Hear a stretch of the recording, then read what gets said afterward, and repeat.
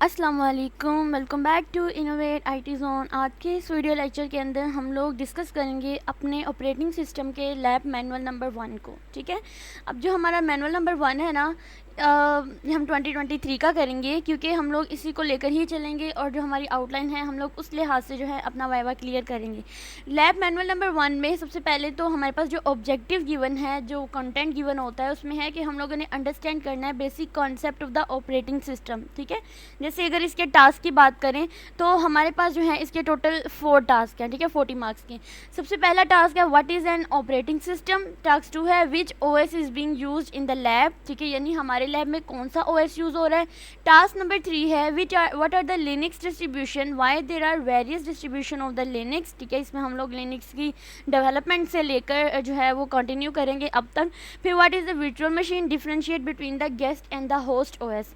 सबसे पहले तो हम बात करेंगे हमारे पास हमारा ऑपरेटिंग सिस्टम होता क्या। अगर आप लोग चाहें तो आप लोग इस मैनुअल में भी जो डाटा लिखा हुआ है आप उसको रीड आउट कर सकते हैं, लेकिन मैं आपको बहुत ही इजी वे में जो है ऑपरेटिंग सिस्टम बताऊंगी कि हमारे पास होता क्या है। ठीक है, क्वेश्चन नंबर 1 करते हैं, टास्क नंबर 1। तो ऑपरेटिंग सिस्टम बेसिकली हमारे पास एक ऐसा सॉफ्टवेयर है जो कंप्यूटर हार्डवेयर और सॉफ्टवेयर रिसोर्सेज को मैनेज करता है।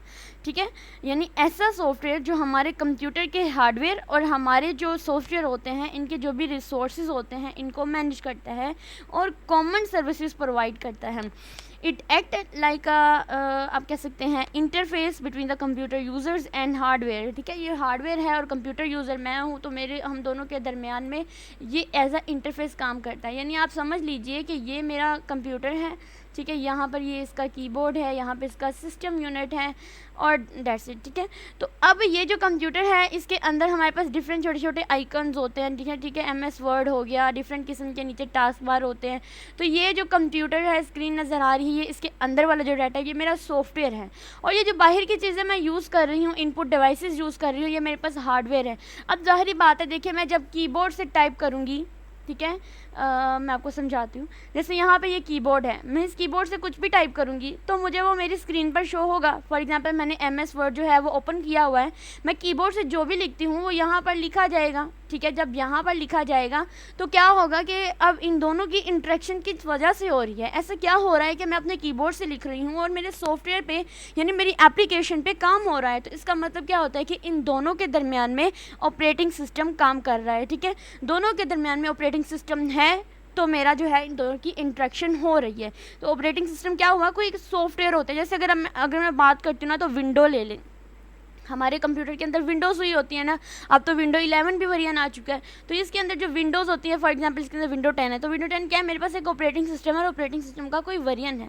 इसी तरह से मेरे पास डिफरेंट किस्म के ऑपरेटिंग सिस्टम्स होते हैं, जैसे लिनक्स हो गया, आईओएस हो गया, विंडोज़ हो गया। विंडो तो हम लोग यूज़ कर रहे हैं, तो हम लिनक्स और मैक का यूज़ जो है ना बहुत कम करते हैं, लेकिन लिनक्स जो है वो अब थोड़ा ज़्यादा यूज़ हो रहा है आजकल। ठीक है, बट विंडो के मुकाबले में बहुत कम है। और अगर मैं एंड्रॉयड की बात करती हूँ तो हमारे पास एंड्रॉयड भी एक ऑपरेटिंग सिस्टम है। ठीक है, तो इसी तरह से मेरा ऑपरेटिंग सिस्टम काम करता है। सो इस एग्जांपल से आप लोगों को समझ आई होगी। ठीक है, उसके बाद अगर मैं ऑपरेटिंग सिस्टम के फंक्शंस की बात करती हूँ तो इसमें हमारे पास प्रोसेस मैनेजमेंट आता है। यानी अगर मैंने कोई कोड लिखा है तो इसको एग्जीक्यूट करने के लिए मेरी स्क्रीन पर जो इनपुट लाने तक के आउटपुट लाने तक का जो काम होते हैं वो भी हमारे ऑपरेटिंग सिस्टम की वजह से ही होता है, क्योंकि हमारी सारी चीज़ें ऑपरेटिंग सिस्टम की वजह से ही। मैंने कोड लिखना है तो ज़ाहिर बात है मैं कीबोर्ड से कोड ही लिखूंगी, तो ये जो इंटरेक्शन हो रही है ऑपरेटिंग सिस्टम की वजह से ही होती है। ठीक है, मेमोरी मैनेजमेंट भी करता है, फाइल सिस्टम मैनेजमेंट भी करता है, डिवाइस मैनेजमेंट भी करता है, और सबसे बड़ी बात ये कि हमारा ऑपरेटिंग सिस्टम जो है हमारी सिक्योरिटी और हमारे जितने भी एक्सेस कंट्रोल होते हैं इन तक जो है वो हमें सिक्योरिटी जो है प्रोवाइड करता है। क्वेश्चन नंबर 2 की बात करें तो इसमें है which OS is being used in the lab. तो हमारी लैब में जो है कौन सा ऑपरेटिंग सिस्टम यूज़ होता है, हम कौन सा यूज़ करेंगे। तो यू नो व्हाट, हम लोग जो हैं इसके अंदर लिनक्स ऑपरेटिंग सिस्टम यूज़ करने जा रहे हैं, जिसका काम हम लोग अपने सॉफ्टवेयर यूबंटो के ऊपर करेंगे। ठीक है, लिनक्स आप लोगों ने याद रखना है, हम लिनक्स का यूज़ करेंगे। ठीक है, और उस लिनक्स की कमांड्स जो होती है ना, तो इसको हम किस पे रन करते हैं, अपने यूबंटो सॉफ्टवेयर के ऊपर। लिनक्स क्यों यूज़ करते हैं, बिकॉज ये एक ओपन सोर्स ऑपरेटिंग सिस्टम है जो हमारे यूनिक्स लाइक होता है। ठीक है, यूनिक्स लाइक काम करता है और अपनी स्टेबिलिटी और सिक्योरिटी के लिए बहुत ज़्यादा ये फेमस होता है।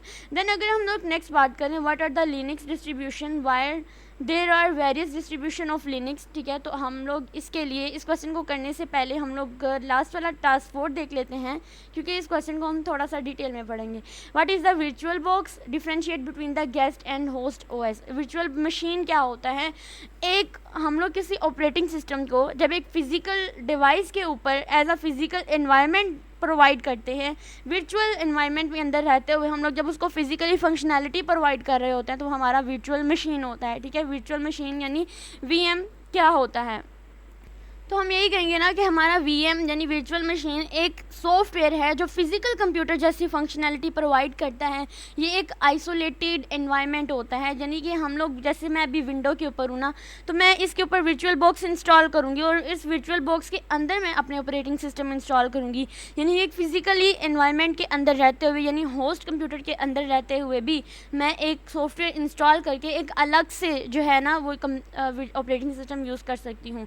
फॉर एग्जाम्पल जैसे मैंने आपको कंप्यूटर की एग्जांपल दी थी, समझे ये मेरा कंप्यूटर है, ठीक है। अब इसके ऊपर मेरी विंडो 10 हुई है, ठीक है। अब मैं क्या करूँगी, यहाँ पे एक वर्चुअल बॉक्स जो है ना वो बना लूँगी, वर्चुअल बॉक्स जो है वो इंस्टॉल कर लूँगी, वर्चुअल मशीन इंस्टॉल कर लूँगी। तो ये जो वर्चुअल मशीन इंस्टॉल करूँगी ये हमारा सॉफ्टवेयर होता है, ठीक है। अब इसके अंदर रहते हुए, क्योंकि एट अ टाइम हम एक ऑपरेटिंग सिस्टम ही यूज़ करते हैं रियल टाइम में, तो ये मेरी विंडो है, तो मैं अब इस वर्चुअल मशीन के अंदर रहते हुए एक और ऑपरेटिंग सिस्टम यूज़ करूँगी। फॉर एग्जाम्पल मैंने लिनक्स यूज़ करना है, तो मैं यहाँ पर लिनक्स यूज़ करूँगी। तो ये क्या होगा कि ये जो वर्चुअल मशीन होगी ना, हमारी ये जो होस्ट है, ये विंडो है हमारी होस्ट है, तो इस होस्ट को की जो फंक्शनैलिटी है इसकी फ़िज़िकल फंक्शनैलिटी को भी एक्सेस करने की कोशिश करेगी। अब बात आती है हमारे पास differentiate between the guest and the host OS. तो मैं अगर आप लोगों को बता दूं कि होस्ट ओएस जो है ये हमारी विंडो है, यानी हमारी वर्चुअल मशीन जो है ना हमारी विंडो के ऊपर इंस्टॉल है, तो मतलब ये होस्ट ओएस ऑपरेटिंग सिस्टम हो गया, विंडो होस्ट हो गई। अब जब मैं इसके अंदर वर्चुअल मशीन के अंदर एक और ऑपरेटिंग सिस्टम करूँगी तो ये मेरा गेस्ट होगा, ठीक है। तो ये मेरे पास था यहाँ तक। अब तो हमारे पास लिनक्स डिस्ट्रीब्यूशन क्या होता है, और ये हमारे पास जो है ये वेरियस डिस्ट्रीब्यूशन इसकी हम लोगों ने लिखनी है। तो हम लोग अपनी आउटलाइन ये जो मैनुअल है यहीं से ही इसको हम लोग क्लियर करेंगे, ठीक है। तो सबसे पहले तो मैं इसमें बात करेंगे हम लोग इंट्रोडक्शन टू द लिनक्स का इंट्रोडक्शन हम ले चुके हैं कि हमारे पास ओपन सोर्स होता है।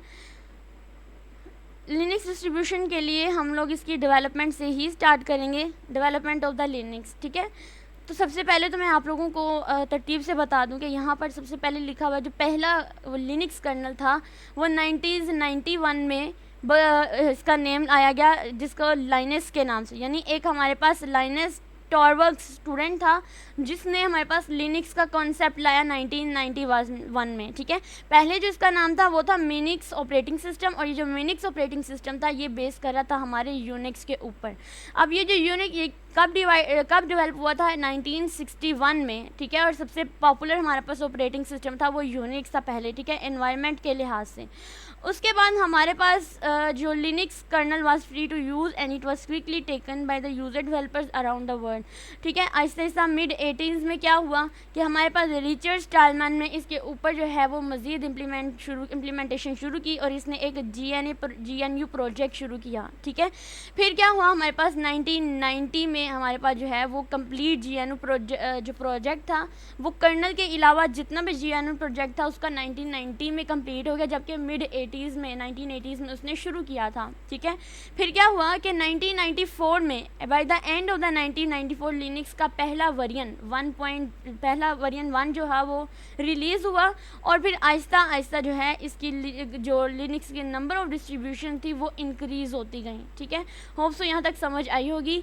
नेक्स्ट हमारे पास है Linux popularity and evaluation of distribution की अगर बात करते हैं तो हमारे पास 1994 से 1997 तक लिनक्स जो था वो पब्लिश होना शुरू हो चुका था, ठीक है। मैगजीन और डिफरेंट ट्रेड शो में इसको नोटिस करना शुरू कर दिया गया था, और जो गूगल है ना उसने लिनक्स को, गूगल के जो सर्च इंजन था उसने मई में यानी 1998 में मई में जो है इसको एक्सेप्ट कर लिया था, इस पे काम करना शुरू कर दिया, जबकि सॉफ्टवेयर जो था इसके लिए कौन सा था, लिनक्स कंपनीज़ के लिए यूज़ होता था।